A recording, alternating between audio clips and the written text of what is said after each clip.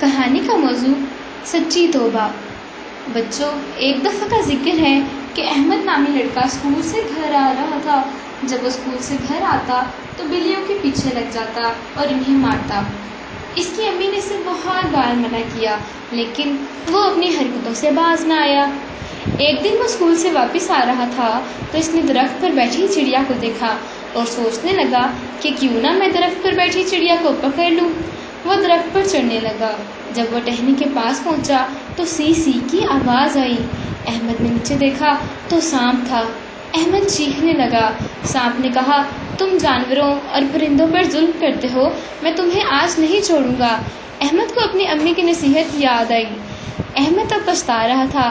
احمد نے کہا، مجھے چھوڑ دو، میں وعدہ کرتا ہوں کہ آئندہ پرندوں اور جانوروں کو تنگ نہیں کروں گا۔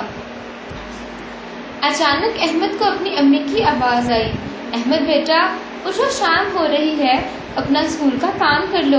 احمد فوراً اٹھا اور اس نے شکر ادا کیا کہ یہ ایک خواب تھا، اور اس نے اپنی امی سے یہ عہد کیا کہ وہ آئندہ پرندوں اور جانوروں پر ظلم نہیں کرے گا۔